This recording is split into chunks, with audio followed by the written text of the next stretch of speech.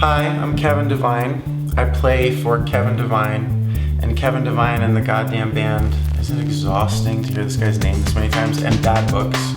And also,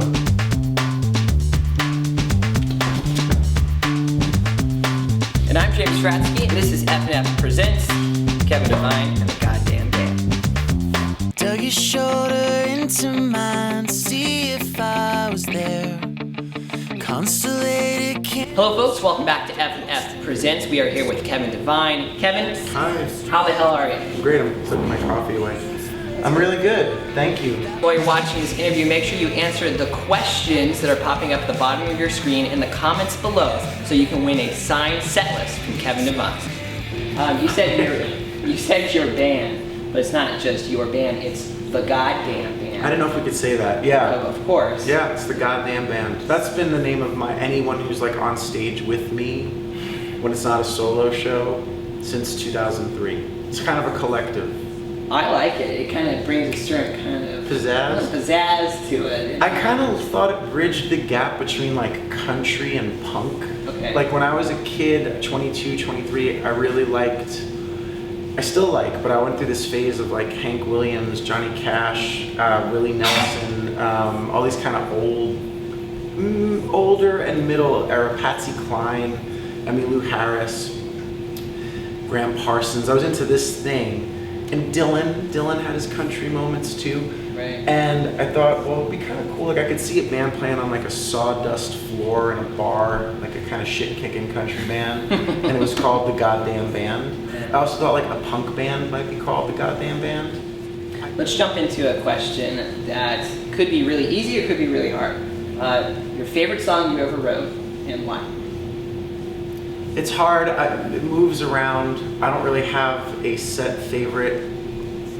I go through phases with songs where there's some I play like, there's songs like Cotton Crush, Ball Game, Brother's Blood, I Could Be With Anyone, Bubblegum. These are songs that I like play once they're in my repertoire and the audience tends to connect to them. There's a song called Ball Game, I don't know if I said that. These are songs that like I'll be playing almost every show for the rest of the time I play music because I know they're kind of like the ones that stand a little taller. Mm-hmm. There's a song called Safe that's the last song on a record called Bulldozer we put out a couple years ago that I really love, and we're playing that every night on this tour, and I really connect to that one a lot. But I don't know, it moves around, it's hard.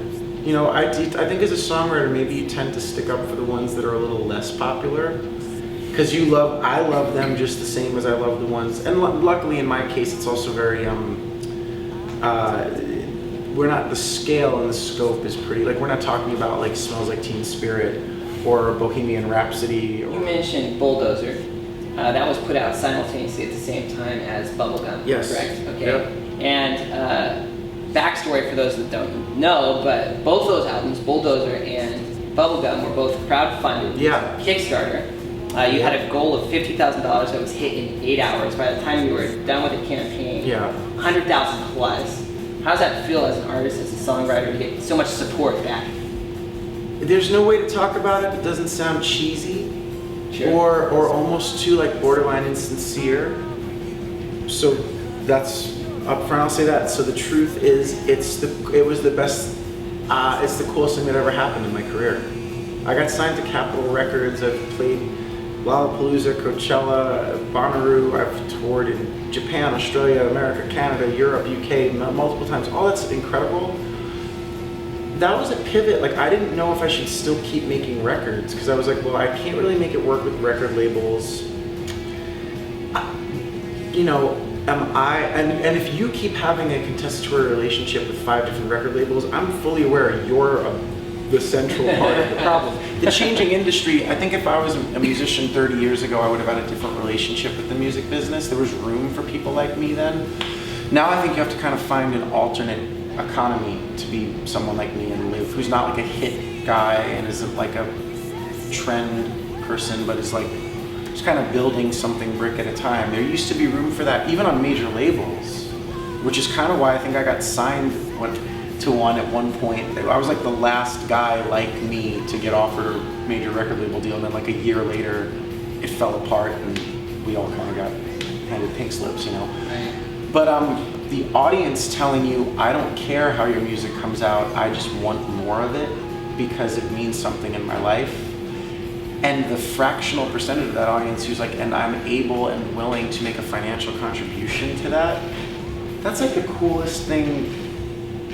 That's insane. That's insane. Like they actually, it became like a pre-order for the albums. And it also gave us, it just put so much wind in our sails. Like I've never felt more emboldened about what we were doing. And those records almost wrote themselves after that. Because it was just like, I felt like we were just given such a, not a blank check literally, there was numbers on the check that was literally given to us, but like in terms of goodwill and faith and belief, they were just like, we just need to keep doing what you're doing. So it's amazing, and it changed my career.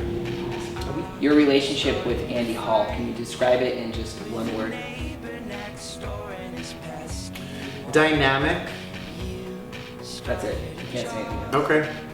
Okay, now tell me why you said that. He's someone I can be incredibly like lunar, goofy with, like ridiculous, absurd humor with.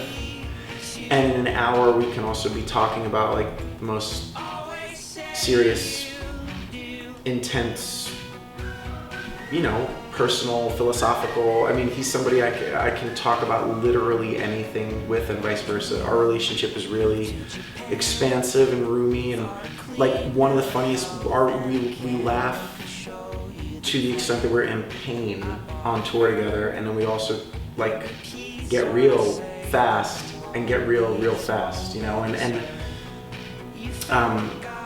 and to have that musical relationship is just a total gift. And to sing together, like we kind of have these moments where we'll do these shows and afterwards it's like we were just like supposed to know each other. I'm not really one of those people, I don't really know what to think about like preordained whatever or fate or any of that stuff. I tend to be a bit more like things happen for a reason and the reason is they happened.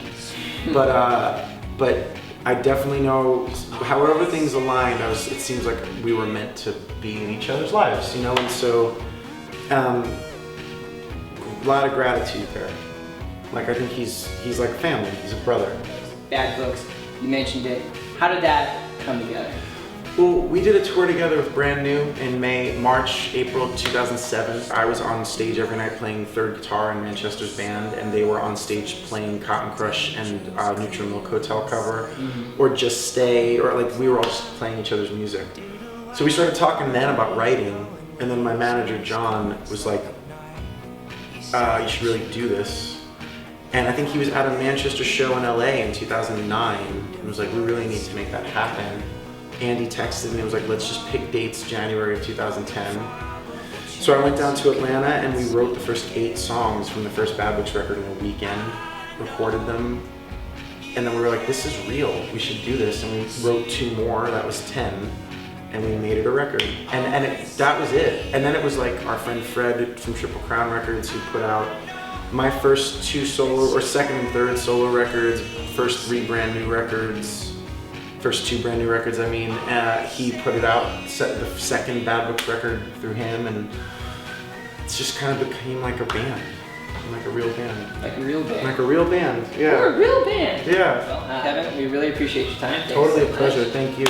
Love your music. Hopefully you kill it out here on your tour tonight with the goddamn band. That's right. And we will see you later. Thank you.